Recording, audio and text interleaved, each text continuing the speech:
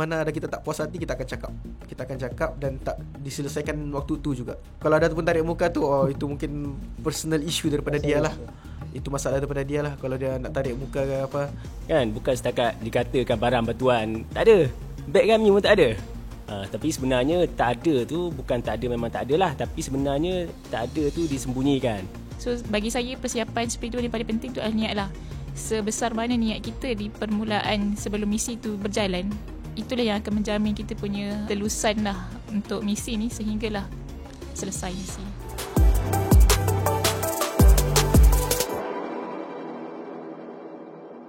Assalamualaikum warahmatullahi wabarakatuh dan salam kemanusiaan. Selamat datang ke podcast Semeja Bersama CJM. Saya Khairul Yunus akan mengemudi episod Sumut di Samudra. Dan kini bersama saya di hadapan 3 orang wira-wirawati yang baru sahaja pulang daripada melaksanakan misi Global Sumut Flotilla yang mewakili kita di Cinta Gaza Malaysia sebagai aktivis Sumut Nusantara. Saya perkenalkan panelis kita yang pertama, Tuan Rusdi Ramli, yang mungkin boleh perkenalkan sedikit. Baik, Assalamualaikum warahmatullahi taala wabarakatuh. Saya Rusdi Ramli. Nama glamour saya di Israel Rusdi Ramli. Saya asal Terengganu, sekarang menetap di Kajang dan berkhidmat dengan Persatuan Cinta Gaza Malaysia lah. Saya alhamdulillah dah berkahwin dan memiliki 4 orang anak. Okey, saya ditakdirkan untuk menaiki kapal Sirius untuk orang-orang serius saja. Okey, kapal yang terbesar dan yang paling berusia lah. Kapal ni usia dia dalam 107 tahun. Lebih lama daripada usia Israel lah. Okay. Dan alhamdulillah kapal kami ni antara kapal yang menempatkan bilangan peserta yang paling ramai, 38 orang. Oh, ni kapal yang dia macam nampak macam the kapal Pirate of the Caribbean. Betul. Kita nampak jugalah kapal Sirius. Okey, baik, tu panelis kita yang pertama, Tuan Rusdi. Tuan Rusdi Hamdi katanya di Israel. Dan bersama kita panelis yang kedua, Tuan Sul Aidil, merupakan Sabahan yang berada juga dalam misi Sumut Flotilla pada kali ini. Boleh perkenalkan sendiri? Bismillahirrahmanirrahim. Assalamualaikum. Saya Sul, sebagai videographer, video editor di Cinta Gaza Malaysia, dan ditakdirkan menaiki kapal yang paling busy sekali di Global Sumut Flotilla, iaitu kapal Alma, kapal induk untuk misi kali ini. Seramai 29 orang lah dalam kapal tu, dan masing-masing ada peranan dia masing-masing, dan masing-masing ada kerja yang ditugaskan khas masing-masing. Itulah serba sedikit. Kapal Alma ni kalau tengok tu macam kapal yang paling besar, betul atau tidak? Ke ada kapal lagi yang lain juga? Dia lebih kurang juga dengan Sirius. Tapi kalau berdiri sebelah tu sebenarnya lebih kurang dia punya besar dia. Saiz dia. Masya-Allah. Katanya kita dah dengar wakil daripada 2 kapal yang besar. Mungkin seorang lagi panelis kita ni mungkin kapalnya sedikit kecil daripada 2 kapal yang lain. Jadi saya perkenalkan the only one, Wonder Woman yang kita hantar daripada Cinta Gaza Malaysia untuk bersama dengan misi Sumut Nusantara Global Sumut Flotilla. Sila perkenalkan diri, Cik Lia Mariam. Saya Lia Mariam binti Faisal. Saya sebagai penterjemah lah di Cinta Gaza Malaysia, dan macam yang Tuan sebutkan, saya satu-satunya staf wanita daripada Cinta Gaza yang dihantar untuk bersama dengan misi Global Sumut Flotilla. So alhamdulillah saya direzekikan untuk naik kapal yang saya rasa cukup selesa lah, iaitu kapal Huga. Bukan kapal kecil, di antara kapal yang besar juga. Mungkin bersama dengan kapal-kapal lain seperti Sirius dan juga Alma. Cumanya bezanya kapal kami kapal saya sepatutnya kapal perempuan sajalah. Cumanya waktu saya naik daripada Spanyol ke Tunisia tu, ada juga lelaki, which is captain dan juga dia punya kru lah 2 orang. Saya bersama dengan Kak Zizi Kirana lah atas Fuga. Kiranya dalam kapal tu wakil ataupun aktivis wanita kita daripada Malaysia ni, Cik Lia Mariam dan juga Zizi Kirana. Zizi Kirana. Okey. Jadi kita ada mendengar semua pengenalan daripada ketiga-tiga panelis kita pada pagi ni. Cuma sebelum kita pergi jauh, nak tanya dulu apa khabar semua. Mesti semua ni tuan-tuan dan puan-puan yang berada di rumah, semua aktivis-aktivis kita balik saja ni rasanya tak putus-putus. Keluar untuk dipanggil berkongsi berkaitan dengan pengalaman masing-masing dan juga beradvokasi untuk menyampaikan apa sebenarnya inti daripada perjuangan misi Global Sumut Flotilla. Dan untuk tidak membuang masa, saya terus kepada soalan yang seterusnya. Soalan yang mudah sahaja dulu. Kan orang ni kita dengar Global Sumut Flotilla, Sumut Nusantara. Mungkin ada yang boleh kongsikan. Sumut ni apa sebenarnya kan? Sumut ni apa kan? Tiba-tiba seorang Greta pun cakap, we are Sumut going to Gaza. Sumut tiba-tiba kan? Ini bukan cakap Inggeris. Apa Sumut ni? Siapa yang boleh kongsikan? Mungkin Cik Lia Mariam boleh share sikit. Saya rasa gelombang Global Sumut Flotilla ni, saya rasa satu-satunya gelombang isu yang mengangkat isu Palestin di persada antarabangsa, membawa naratif Islam tu. Sebab istilah sumut tu sendiri adalah istilah Islamik dan Arabic dia adalah istilah bahasa Arab kan, yang bermaksud teguh atau resilience. So bila orang tanya apa beza sumut dengan sabar, adakah dia tidak cukup? So which one yang lebih tinggi nilainya, yang lebih tinggi level dia? So kalau kita sebut sabar, saya rasa semua orang boleh sabar, tapi akan ada masa dia akan give up juga. Maksudnya dia ada limit dia sabar tu kan, setengah orang. Tapi sumutnya rakyat Gaza ni, sebab kita bila sebut sumut, ia adalah gambaran kepada sikap dan juga keadaan rakyat Gaza tu sendirilah, rakyat Palestin tu sendirian. So bila kita sebut sumut, sumut bermaksud mereka ni bersabar, mereka ni tabah, cekal, tapi dalam masa yang sama mereka masih lagi boleh teruskan untuk meneruskan kehidupan mereka. Walau apa pun benda yang melanda mereka, ujian dan cabaran, mereka sabar, bertahan dan teruskan hidup. Sebab ada setengah orang mungkin dia sabar tapi dia tak boleh nak teruskan hidup macam biasa. So dia level sumut ni dia lebih lagi daripada sekadar sabar yang biasa, tapi dia boleh teruskan kehidupan macam kebiasaan orang. Dia bukan sekadar sabar, tapi dia segala yang nilai-nilai yang kita sebutkan tadi tu terkandung dalam istilah sumut tu lah. Baik, jelasan yang ringkas dan padat. So meaning sumut is beyond sabar. Kalau kita biasa sabar ni, dia tu biasa-biasa je. Tapi sumut ini adalah satu sifat yang ada bersama dengan pejuang-pejuang di Palestin yang bertahan dan juga cekal teguh untuk menentang kekejaman dan juga penjajahan daripada pihak rejim Zionis. Baik, terima kasih untuk penjelasan kitanya sumut. Dan saya ingin pergi kepada panel kita yang pertama, Tuan Rosdi. Ya? Saya dah terikut-ikut panggilan tu, kan, panggilan glamour dia. Okey, Tuan, bagaimana sebenarnya proses pemilihan dan juga latihan delegasi Sumut Nusantara? Sebab tak ada angin, tak ada ribut. Tiba-tiba ada segerombolan wakil aktivis kita berada di Spain, berada di Tunis, dan mungkin ada yang terlambat sedikit untuk mengikuti perkembangan GSF ini, tiba-tiba ada di Greece dan hendak memasuki zon kuning.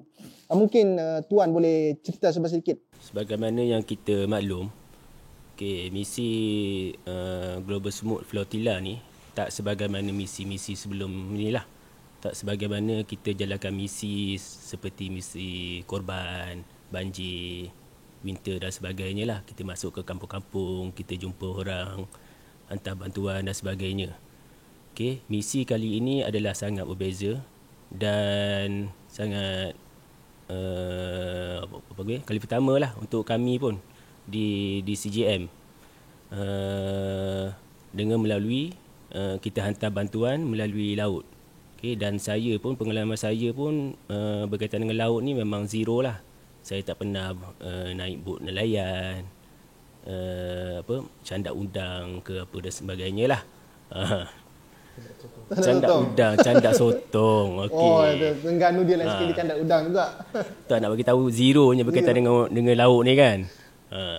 So maknanya orang-orang yang terlibat dengan misi ini semestinya memerlukan orang yang dah biasa berkaitan dengan misi lah, misi kemanusiaan. At least pernah pergi misi mana-mana negara, hantar bantuan dan sebagainya lah. Bahkan pemilihan artis pun ataupun influencer pun kita pilih mereka-mereka yang terlibat dengan kemanusiaan lah, misi kemanusiaan sebelum ni, macam Azizi Kiana, ada Birul Ahmad tu memang dah biasalah pergi misi. Dan disebabkan misi kita pada kali ini adalah melalui pelayaran laut. So melibatkan beberapa banyak negara dan sebagainya, dan kita mungkin akan berhadapan dengan Israel juga. So banyak perkara yang kita perlu tahu, kita perlu ilmu-ilmu yang kita perlu ambil tahulah. So untuk Global Sumut Flotilla ni, setiap peserta diwajibkan mengikuti beberapa training lah. Antara training-training yang terpenting adalah training berkaitan dengan undang-undang. Okay, macam mana kita ni orang Malaysia yang pasportnya valid untuk semua negara kecuali Israel. Boleh dikatakan kita ni sebagai enemy state lah kepada Israel ni. So macam mana dari sudut undang-undangnya, apa yang kita perlu prepare? Okey, dalam ringkasnya, dalam training tersebut kita akan diberi 3 borang. Okey, 1 borang dalam bahasa Inggeris, 2 borang lagi dalam bahasa Hebrew. Oleh kerana kita ni dianggap sebagai enemy state kepada Israel, okay, so mereka lawyer-lawyer ni mencadangkan agar kita sign 1 borang, okay, iaitu borang deportation. Deportation selama 72 jam dalam 3 hari macam itulah. Okay, sebab misi kita ni dah berjaya sebenarnya untuk memecahkan silent dan sebagainya, mengajak masyarakat antarabangsa untuk bersuara dalam Palestinian cause, dan tak ada keperluan untuk Malaysia ni berada lama-lama di dalam penjara. So bila dah sampai dekat penjara tu, kita perlu sign deportation form tu dan terus balik ke Malaysia lah. Okey, satu lagi training yang amat penting juga adalah training berkaitan dengan non-violence. Okey, kita kena faham misi Global Sumut Flotilla ni adalah misi yang kita tak bawa senjata pun. Okay, kita tak ada kepakaran untuk berperang, kita adalah orang-orang biasa. So amat penting untuk kita faham juga, kita ni pergi misi untuk sampaikan bantuan. Dalam masa yang sama kita kena pandai bermain dengan politik jugalah. Okay, kemungkinan jika kita melakukan kekerasan, okay, mungkin dari sudut bukan mungkinlah, memang dari sudut kalau kita tengok sejarah Madeline Mavi Marmara, okay, ada segelintir daripada peserta-peserta yang membaling barang dan sebagainya, mengakibatkan kelakuan kita itu menjadi backfire kepada kita balik. Sebab apa kami bunuh korang? Sebab korang yang mulakan. So kita tak nak benda tu berlaku kepada peserta-peserta lain lah. Okay, dalam makna katanya memang semuanya sudah dirancang. Betul. Lebih awal dan juga diberikan persiapan kepada semua aktivis-aktivis yang terlibat untuk misi kali ini. Okey, cuma mungkin sedikit nak tahu jugalah sebab tuan masa nak pergi tu ialah sebab biasa misi kalau tersebut korban kan, mungkin misi banjir dan sebagainya. Tapi ini misi nak cuba tembus masuk ke Gaza. Dan kalau cerita tadi Mavi Marbara ada 10 kisah yang terbunuh di situ kan. Apa perasaan masa dapat tahu nama tu terpilih dan akan ikuti misi ni? Ada macam terasa macam mungkin ini misi terakhir. Macam mana tu tuan? Perasaan amat banyak perasaannya, gembira, sedih dan sebagainya lah. Gembira, betul. Gembira ni sebabnya kita memang payah nak masuk Palestin kan. Bahkan lagi Gaza memang lagi payah lah kan. So ini merupakan misi yang, inilah peluangnya yang alhamdulillah Allah bukakan kepada saya untuk saya menjejakkan kaki ke bumi Palestin. Okey, itu gembira. Dan yang agak sedih sedikit mungkin ialah difahamkan sebenarnya sebelum kita menjalankan misi ini kita dah tahu dah 99% kita akan di-intercept oleh Israel. Tapi mungkin juga kebarangkalian kita berfikir secara lebih sikit lah kan. Kemungkinan kita akan sampai ke tahap hilang nyawa dan sebagainya. So ada juga kita dah buat preparation sebelum tu. Macam saya memang last minute kan.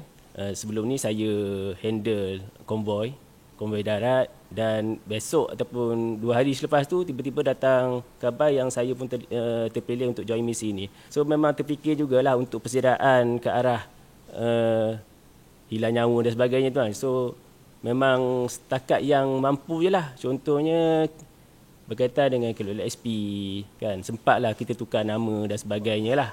Kita bagi wasiat sikit. Sikit. Kalau saya dah pergi anak-anak macam tu lah. Betul. Masya-Allah. Bahkan kita faham itu. Bahkan kita pun disarankan oleh Nabi sebelum kita tidur kita perlu wasiat kan. Inilah lagi kita melalui journey yang agak lama. Okey, kita teruskan kepada panel kita yang kedua kan. Sebagai seorang yang sudah berumah tangga kan, kita faham ini kita nak pergi ni zon konflik tuan-tuan kan. Apa sebenarnya yang membakar semangat kan? Mungkin juga ya, of course di belakang seorang lelaki tu ada seorang wanita kan. Mungkin benda-benda tu Sun boleh kongsi kan. Ya Allah, krisnya soalan. Okay, baik. Bismillah. Saya mulakan misi dan saya minta izin dengan isteri untuk pergi berlayar. Dan mula-mula tu sebenarnya dia tak bagi, sebabkan yalah dia tahu misi ni berbahaya sebenarnya. Dan bila saya yakinkan, convincekan untuk sekali lagi, dia cakap dengan saya kena janji saya akan balik. Dan yalah, saya janji dan saya akan balik. Dan sepanjang misi tu sebenarnya saya bukan antara yang paling muda antara ni. Ramai lagi sebenarnya yang muda. Ada yang berumur 18 tahun yang paling muda. Betul tak? Betul. Which is di dalam kapal tim Sirius lah. Kan? Betul kan? Betul. Mungkin boleh kongsi juga. Sebab saya ada terbaca masa Sul berada di kapal, Sul ada kongsikan satu siapan ataupun hantaran. Kita sudah ataupun akan memasuki lingkaran barakah. Sebab kalau tuan-tuan perasan, di dalam tracker kita tu kita ada zon kuning, kita ada zon merah. Tapi Sul dia bagi satu perkongsian, kita akan memasuki lingkaran barakah. Tanah Palestin ni adalah tanah yang diberkati lah. Jadi kita digalakkan untuk banyakkan berdoa sepanjang masuk dalam lingkaran tu. Kita digalakkan untuk banyakkan berdoa, banyakkan berzikir dan minta apa yang kita nak. Dia macam kita pergi ni lah, pergi umrah apa semua tu kan. Macam tu lah, sebab sedikit berkaitan dengan lingkaran barakah tu. Menarik ya. Itu kalau tuan-tuan nak tahu lebih lanjut sebenarnya boleh baca di buku Baitul Maqdis yang diterbitkan dan juga dikeluarkan oleh Cinta Gaza Malaysia. Saya pergi kepada panelis kita, Muslimah yang ada pada kali ini. Apa mungkin kalau tadi disebutkan persiapan dari sudut mungkin fizikal ya. Tapi mungkin dari sudut persiapan spiritual, boleh memastikan kita ni sentiasa bersemangat, kuat untuk berada di dalam misi yang cukup mencabar ini. Bila kita sebut tentang perkataan spiritual, so dia sangat sinonim dengan seorang Muslim, which is kita punya kekuatan iman tu lah kan. Pada saya, persediaan paling penting dari aspek spiritual itu sendiri adalah kita punya niat lah. Kesediaan niat yang kita punya, macam mana, apa dan macam mana sebenarnya niat kita untuk misi ni. So waktu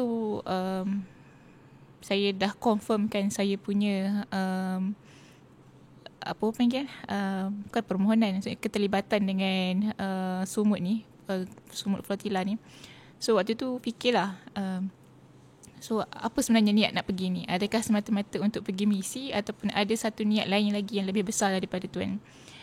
So sebelum saya menyatakan kesiapan, maksudnya saya sahkan untuk confirmkan untuk turun misi tu, saya terfikir kalau saya tolak kenapa, dan kalau saya terima kenapa. So apa niat yang sebenarnya kan?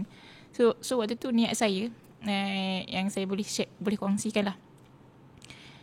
Yang dengan niat ni jugalah saya berjaya yakinkan mak ayah saya untuk turun ke misi ni.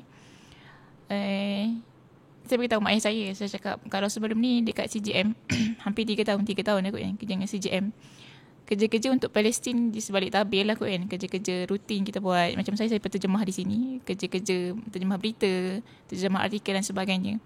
So waktu dapat tawaran untuk turun bersama dengan misi ni, waktu itulah saya terfikir mungkin inilah peluangnya untuk saya menyumbang ke tahap yang paling maksimum lah untuk perjuangan Palestin kan. Which is saya sendiri menyerahkan tubuh badan saya sendiri sebagai frontliner dalam misi Break the Siege ni kan. So waktu tu niat kita kena betulkan. Bukan niat kena betulkan, maksudnya kita kena jelas kita turun ke misi ni untuk apa sebenarnya. Adakah semata-mata untuk masyhur ke, untuk orang kenal kita ke, untuk memang kita betul-betul bersihkan daripada segala niat-niat yang macam boleh mengganggu lah sepanjang tempoh misi tu kan. Sebab kita tahu misi kita sebulan dan 35 hari So kita pun tak tahu macam mana adakah keadaan di pertengahan misi tu. Niat kita dah berubah sebab kita dah ramai followers kan, ramai yang dah kenal kita. So niat kita terganggu. So bagi saya persiapan spiritual yang paling penting tu adalah niat lah. Sebesar mana niat kita di permulaan sebelum misi tu berjalan, itulah yang akan menjamin kita punya ketelusan lah, kita punya mindset kita untuk misi ni sehinggalah selesai misi. Macam ialah Greta cakap, it's not about us, so it's about Gaza.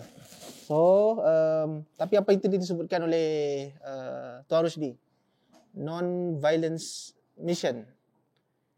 So non-violence mission ni ada juga yang dikatakan tadi non-violence training.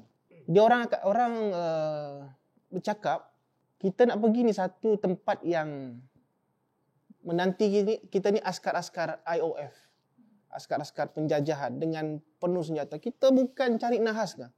Pergi sana tanpa senjata. Apa sebenarnya matlamat besar di sebalik itu? Okay. Kenapa kita bawa matlamat kita adalah misi non-violence tu sendiri kan? Pertamanya, macam yang Tuan Rusdi sebutkan, kita tak nak apa yang berlaku dalam peristiwa Mavi Marmara tu berulang. Sebab kita nak pastikan kita punya objektif dan juga matlamat misi kita ni sampai berjaya pecahkan sekatan ke atas Gaza, which means kita sampai ke Gaza tu sendiri kan. Jadi strategi yang kita guna adalah strategi non-violence tu lah. So sebab kita tak nak trigger Israel, tak nak trigger dia orang punya askar ni, yang kita datang dengan seolah-olah armada ketenteraan. So macam kita, kalau kita datang dalam bentuk tu, kita kira macam datang untuk cabar orang perang lah. So kita tak nak benda tu. Sebab misi kita nak pecahkan sekatan. So kalau kita datang dalam keadaan kita ni dalam bentuk rupa seorang tentera, dia tak akan berlaku lah macam tu kan. Jadi sebab dalam training juga kami didedahkan dengan sejarah-sejarah misi flotilla sebelum ni. Yang mana kalau kita tengok, hanya misi pertama dan kedua sahaja berjaya sampai ke Gaza.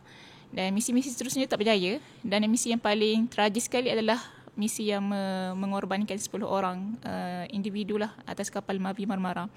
So bila kita olah balik, bukan olah, maksudnya kita susun strategi, kita nak pastikan misi ni berjaya pecahkan sekatan tu, break the siege tu, kita hantar armada laut yang ramai, maksudnya kapal yang banyak, dengan bawah non-violence punya mission lah. Sehingga kan kami dilatih untuk sewaktu interception berlaku, segala alat komunikasi dan juga benda-benda yang hatta sudu dan garfu pisau atas kapal tu pun kami kena kosongkan daripada kapal tu. Nak cakapnya kita memang tak nak nampak kita ni ada bawa benda-benda yang boleh trigger orang, walaupun sikit kan. Sebab tu kalau kita perasan dalam video-video yang sewaktu interception berlaku, para peserta angkat tangan kan. Maksudnya kita bukanlah menyerahkan diri kita untuk, itu bukan bermaksud kita berserah, menyerahkan diri kita. Tapi itu menunjukkan kita sebenarnya datang dalam keadaan aman yang kita tak nak apa-apa benda yang boleh trigger orang. Ataupun kata-kata pure misi kemanusiaan. Betul. Itu solely misi kemanusiaan, misi keamanan yang kita datang untuk sampaikan bantuan dan pecahkan sekatan kat atas Gaza tu. Kita ni kadang-kadang untuk berlawan tidak semesti menggunakan senjata. Kita yang paling penting, kita bukannya senjata fizikal, tapi senjata yang paling penting adalah kebijaksanaan. Kembali kepada panel kita.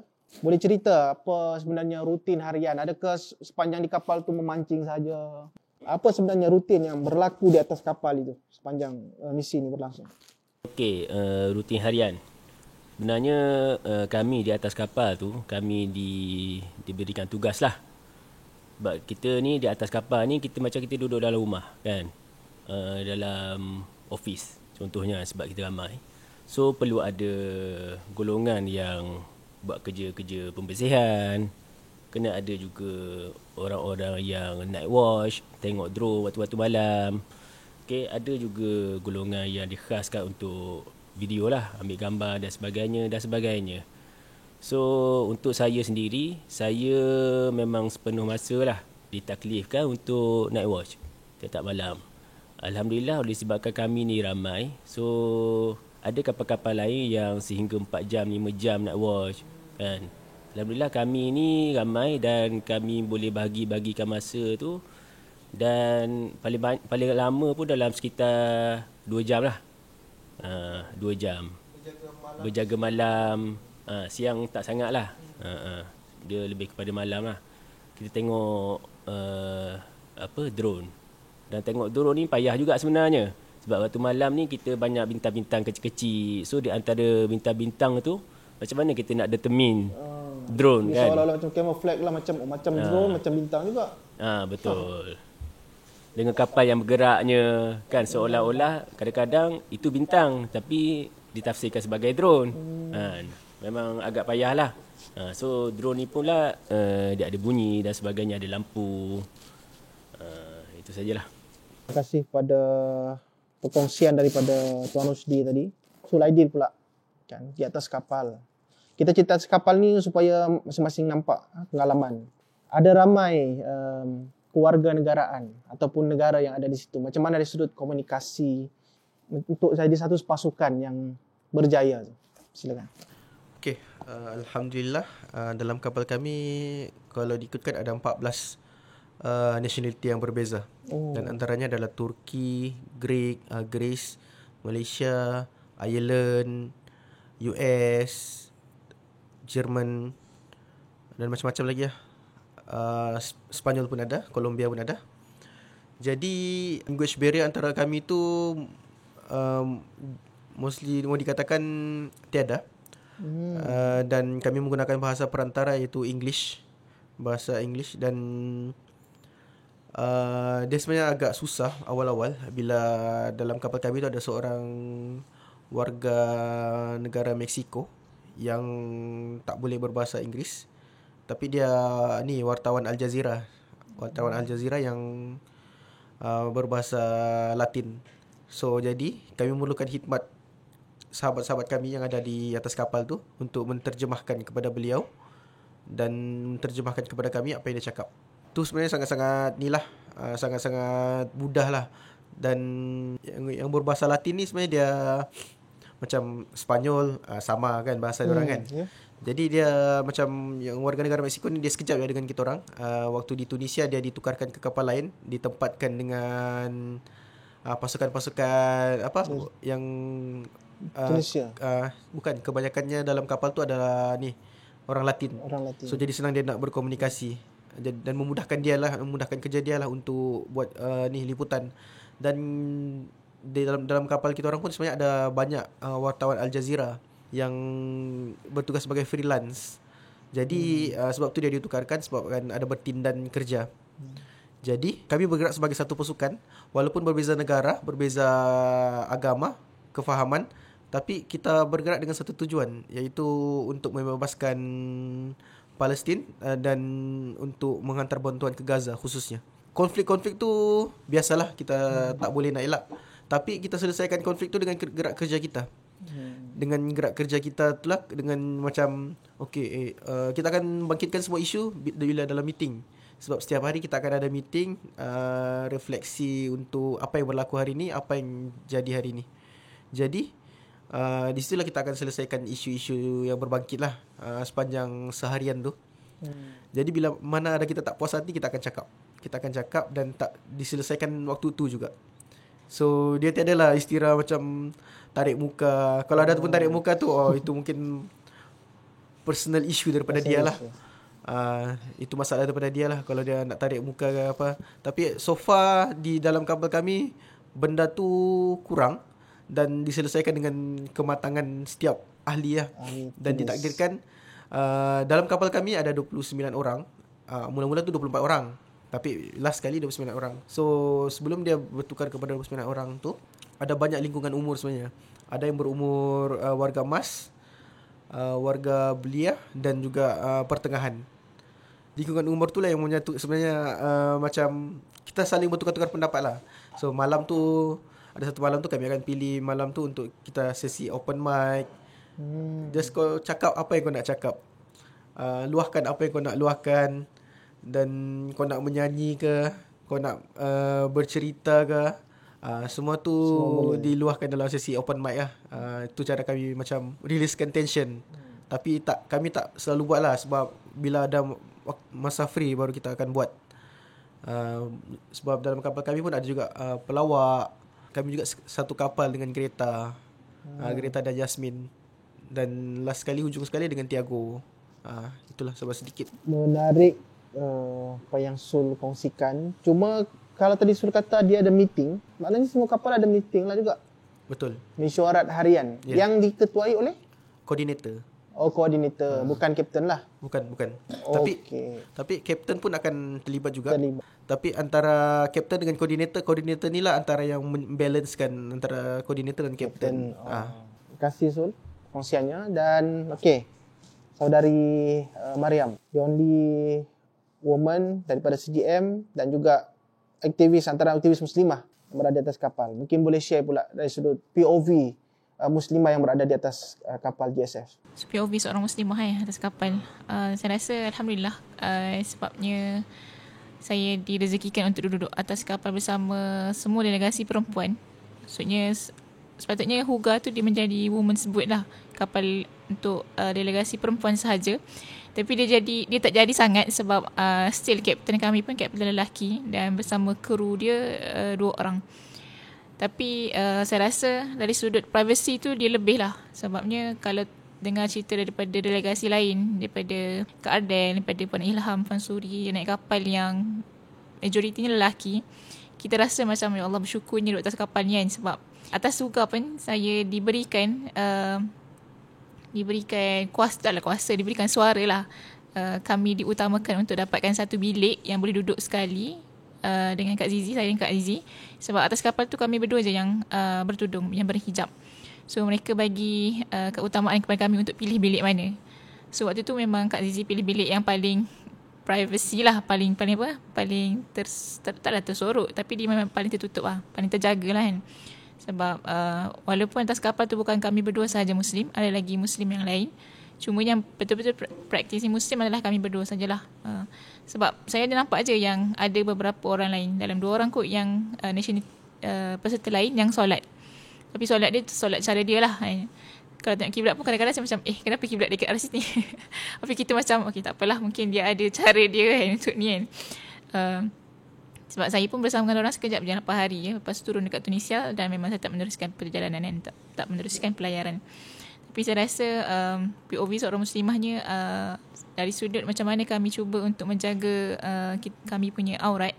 Sebab ialah walaupun semua peserta tu adalah perempuan, tapi still ada lagi lelaki atas kapal tu kan. So dari sudut selain dari sudut aurat kami, sama juga macam mana kami menjaga makanan. Sebab atas kapal tu walaupun saya rasa daripada cerita-cerita peserta lain, tim kami yang lain dengan ada kerbau pendek dan sebagainya atas kapal, tapi saya rasa kapal saya antara yang paling taat lah dengan dengan syarat-syarat yang tak boleh bawa naik alkohol dan juga kerbau-kerbau pendek tu kan. Sebab tak ada pun benda-benda yang terlarang tu. Memang kapal kami banyak buah. apple dan orange kan. Tapi still lah kami tak pasti diorang yang makanan peribadi masing-masing bawa apa kan. So kita berkongsi pen yang sama, pinggan, sudu, garfu dan barang-barang peralatan dapur lah.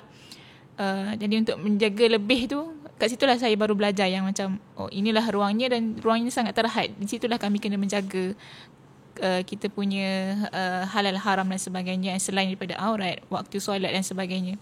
Sebab waktu saya cakap tentang solat, waktu sepanjang pelayaran 8 hari tu, Kak Zizi dia cuti, so saya solat seorang kan. Waktu tu lah saya rasa macam, kenapa dalam journey ni, dalam misi ni, saya rasa saya seorang sahaja dalam pelayaran tu kan. Sebab saya rasa kalau tengok tim lain, diorang ramai atas kapal tu. Maksudnya ada yang mungkin dah start jemaah ke daripada Spain, belum lagi kan.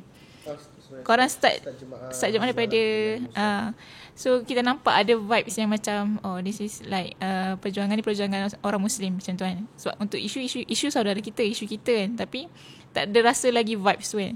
So waktu tu saya sedikit down sebab saya tak rasa benda tu. So dan saya rasa saya keseorangan atas kapal tu kan. But then kenalah berbalik pada niat kita untuk apa dan sebagainya, memang kita kena kuat lah. So saya rasa itulah antara POV sebagai seorang muslimah. Kita sebagai Muslim pun ataupun Muslimin pun rasa ialah mencabar, apatah lagi Muslimah tadi. Kembali kepada Tuan Roshdi. Ini kita nak cerita part yang crucial ketika mula-mula dipintas ataupun disebut intercept. Sebenarnya dia ada 2 kali lah datang tentera IOF ni datang 2 kali pada hari yang sama. Di awal pagi dengan di waktu maghrib. Awal pagi tu dalam pukul 3.30 macam tu lah. Dia datang, dia pusing-pusing 2 kali, kemudian dia balik. Okay, waktu dia datang tu, mungkin dia nak test dia punya sistem jamming. Sebab kapal kami tu bila dia datang, internet tak fungsi, telefon pun dikatakan sebahagian daripada kami ada yang tiba-tiba restart, enjin pun mati dan sebagainya lah.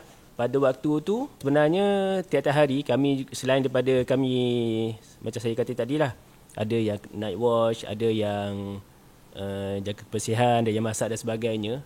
Rutin lain adalah kita setiap hari kita ada training, dipanggil sebagai apa? Drill.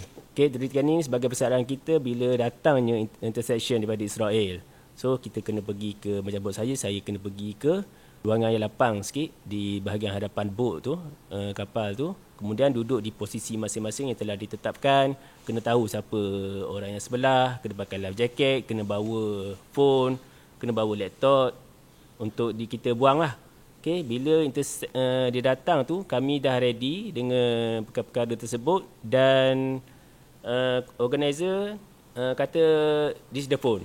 Okay, tapi Alhamdulillah kapten kami ni agak tenang sikit sebabnya kita sebenarnya masih ada masa untuk kita buang phone ke dalam laut. Sebab bila kapal Israel datang pusing 2 kali tu ke arah pusing 2 kali kapal Sirius tu, tak ada speedboat lagi daripada Israel yang datang kepada kami. So bagi kapten ni, bila datangnya speedboat baru buang phone. So Alhamdulillah dia hanya datang pusing-pusing dan kembali ke tempat lain lah. Pergi ke tempat lain lah. Dan bila berlakunya interception yang sebenar pada pukul 7, kemudian barulah kami buang phone. Macam itulah. Suasana tu semua dirasakan. Mungkin kapal Sul benda yang sama ke macam mana? Kapal kami yang pertama kena ni lah, kena tinjau oleh kapal perang Israel tu sebelum kapal Sirius. Dan malangnya kami antara yang paling awal buang phone sebabkan dia berlaku panik bila Yasmin bangunkan kami dan kami nampak kapal perang tu dah ada dekat tepi dah. Jadi kami bergerak ke arah bertentangan untuk buang phone. Dan masa tu sebenarnya dah ramai yang buang phone. Macam paling awal sebenarnya antara wartawan Al Jazeera dan wartawan Middle East Eye. Dan lepas tu baru saya buang. Bila kami mula naik ke atas, sebab kapal kami ada dek atas, kami mula naik ke atas dek. Dan bila kami dah duduk ikut formasi yang kami dah buat training sebelum ni, jadi tiba-tiba kapal tu dah belah, dah pergi ke kapal seterusnya, iaitu kapal Sirius. Jadi waktu tu Bila dah habis macam tu, kami dah blur. So, alamak, phone dah buang ni. Kenapa tak jadi intercept? Jadi waktu tu kami dah cakap, alah, kenapa tak intercept? Intercept je lah. Sampai dah cakap redor dah. Jadi waktu tu sambung pula hari tu menjadi hari yang kami krik-krik lah. So aku pandang kau pandang aku balik. Handphone dah tiada dan tak boleh nak update dengan tim. Mujurlah Tiago ada phone lagi. Semacam Tiago cakap, kalau kita tiada air kita akan share, kalau kita tiada makanan kita akan share. Begitu juga phone, kita akan share phone kita. So phone Tiago ni lah antara yang phone yang dipinjam untuk kami berhubung dengan delegasi yang lain dan juga command center di Malaysia. Tu lah. Dia intercept pertama dengan tu jurang masa dia berapa lama tu? Kalau ikutkan 12 jam lah 12 jam tapi klik-klik dah tak ada dah handphone tak ada. Dan kalau intercept yang betul-betul sebenarnya berlaku pada pukul 8 malam. Dan yang kami diserang tu yang diterangi oleh kapal Israel tu pukul 3 pagi lah. 3 pagi macam tu. So jurang masa dia tu tak jauh sebenarnya. Tu antara benda-benda yang kita baru dengar juga, sebab kita tahu ni tiba-tiba dia dah intercept kan. Rupanya ada cerita-cerita yang sebegitu yang kita baru dengar ni. Cik Mariam kan. Berlegar di situ sebenarnya on the way nak masuk ke zon merah itu, Israel dah buat naratif pergi berlabuh di Ashkelon. Sebab kalau kamu tak berlabuh di sini means kamu adalah flotilla Hamas. Bagaimana sebenarnya pandangan? Kita punya kapal, armada kapal kita dah hampir memasuki zon merah kan. Waktu tu kita perasan ada satu berita daripada tak silap saya Netanyahu ke Itamar yang keluarkan offer, katanya kalau betul JSF ni misi adalah misi nak hantar bantuan kemanusiaan ke Gaza, dia suruh berlabuh dekat pelabuhan Ashdod kan, bukan ke Gaza. So bila kita baca berita tu, kita orang yang rasional dengan bijak, maksudnya kita dah faham lah permainan sebenarnya, percaturan apa sebenarnya orang nak kan. Kalau betul kita buat macam tu, seolah-olah macam so what's the point kita nak teruskan misi ni, sedangkan beratus-ratus lori bantuan yang ada di sepanjang Rafah dan juga Erez dekat utara sedang menunggu untuk masuk ke dalam Gaza tu sendiri kan. So bila diorang offer macam tu, kita rasa macam kita ingat kami ni kurang cerdik ke untuk terima offer tu kan. Seolah-olah macam kita menyerah diri lah. Sebenarnya bantuan kita nak ke Gaza, bukan ke Ashdod. Sekalipun kalau ke Ashdod, benda tu tak akan masuk pun ke Gaza. Sebab beratus-ratus lori bantuan yang sedang menunggu untuk masuk Gaza, 600 dan lebih. Yang dibenarkan masuk hanyalah 60 sahaja, mungkin per hari kan, tak pasti macam mana. Dan berkenaan dengan barang bantuan yang diorang dakwa tak ada pun barang bantuan atas kapal kan. Satunya lah saya suka untuk kembali waras.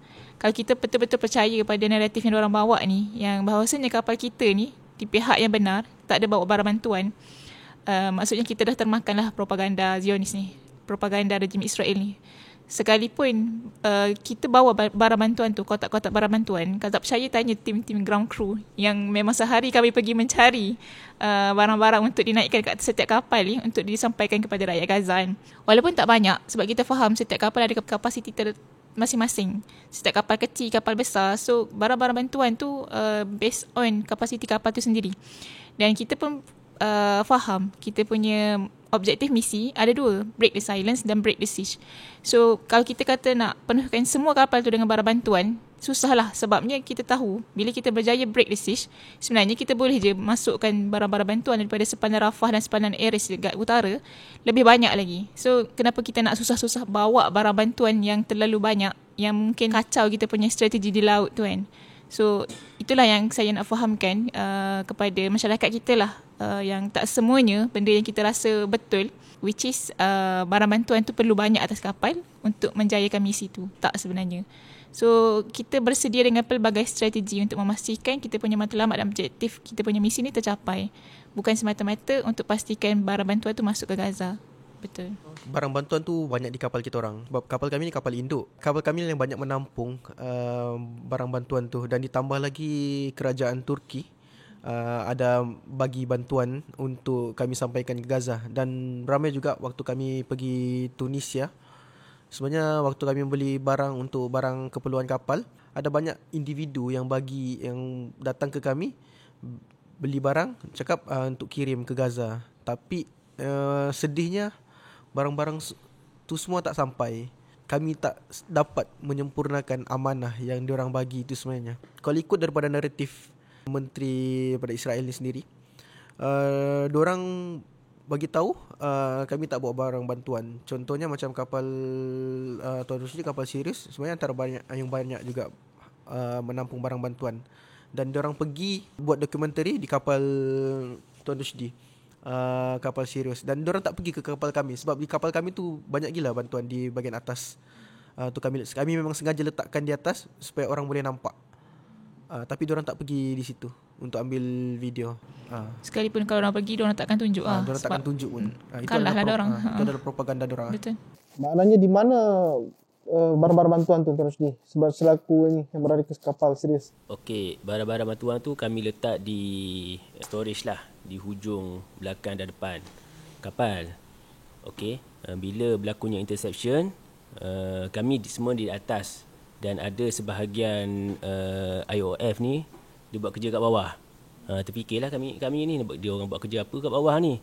Tapi bila besoknya, bila disuruh kami untuk tidur di bawah, kami tengok semua licin. Beg-beg kami pun licin. Kan, bukan setakat dikatakan barang bantuan, tak ada. Beg kami pun tak ada. Tapi sebenarnya tak ada tu bukan tak ada, memang tak ada lah, tapi sebenarnya tak ada tu disembunyikan dalam bilik-bilik tu. Dan memang kami tak dibenarkan masuk lah dalam bilik tu. Dia orang letak satu tape merah putih tu. Tak benarkan kami masuk ke dalam tu. So bila Itamar bin Gabir datang ke kapal kami, berlakonlah kan. Tengoklah kapal ni memang tak ada apa-apa pun barang bantuan. Padahal kalau kita pergi ke bilik tersebut, memang kebanyaklah barang bantuan dan beg-beg kami yang tak dikembalikan sampai sekarang. Di situ permainannya. Jadi kalau ada lagi mana-mana yang mengatakan kenapa pergi tak bawa barang kan, kenapa pergi saja macam bercuti, bukan. Jangan termakan propaganda rejim Israel. Yang sebenarnya ada kan. Dan ini saksi-saksi hidup yang berkongsi dengan kita bahawasanya barang bantuan tu ada dan sebenarnya ini semua adalah permainan yang sudah memang dirancang oleh rejim Israel.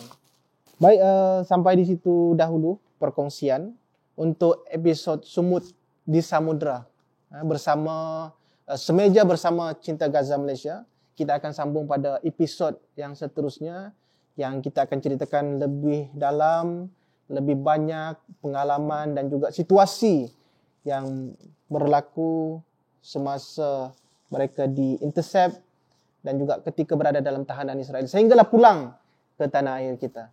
Ya, jadi sekadar itu saja. Assalamualaikum warahmatullahi wabarakatuh.